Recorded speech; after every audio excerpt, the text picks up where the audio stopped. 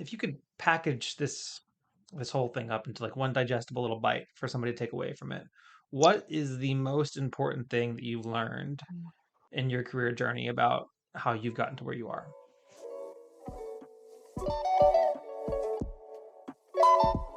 We've talked about a bunch of different learnings and things that you've taken away.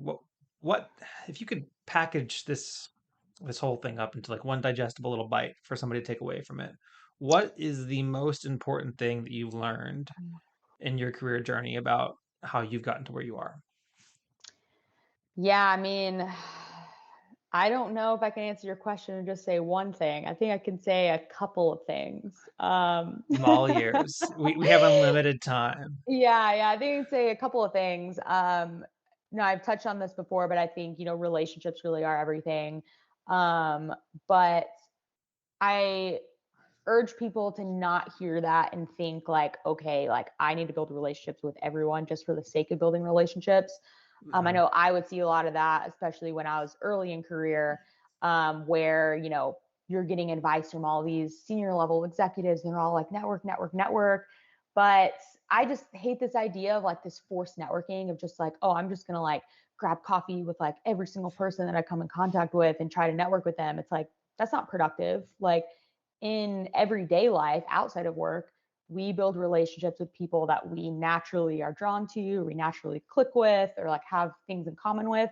So I always encourage people to think about their career network in the same way, where it's kind of like, okay, you're always going to find people that you naturally click with. Mhm. Build relationships with those people because it's organic, and those are people who maybe um, share the same values, or maybe they have something in their career that you really admire and you really want to try to emulate, and they can kind of help coach you to get there. So I just think relationships are everything, but try to focus on building organic relationships with mentors, peers, coaches, friends, that sort of thing. Um, because yeah, I mean, relationships really, really are everything. I think just the second when I knew I was quitting the startup, like I called a handful of friends and they all were just like putting me in contact with tons of people like immediately. Um, so I think that's a huge thing. Um, I also think like the second thing is, I talked about this when we were going over kind of my Alaska story, but just yeah, like spend time alone with your thoughts. Like that really is crucial.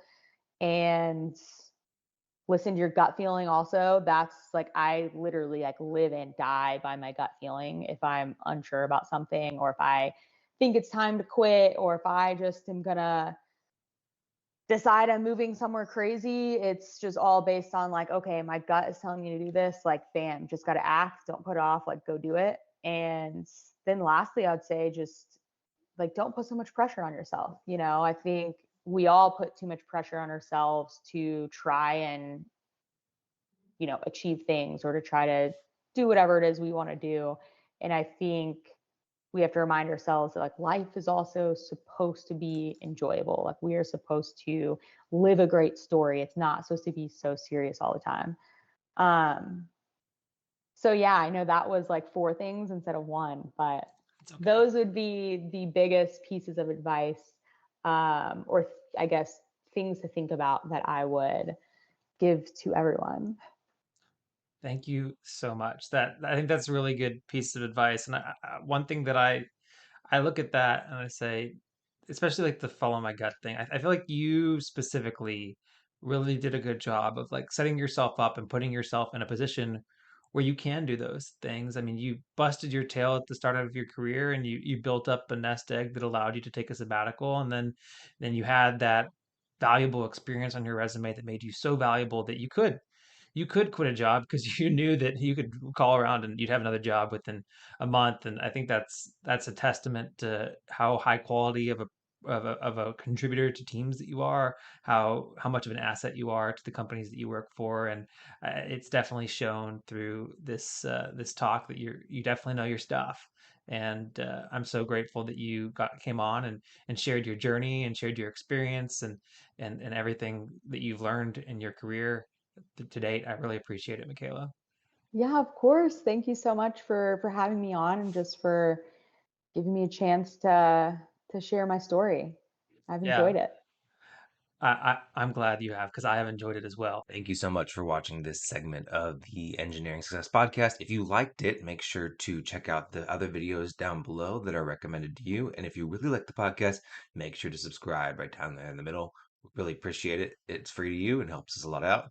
And last but not least, the best way to help the show grow is to comment down below. So leave your comment if you have any thoughts about this segment.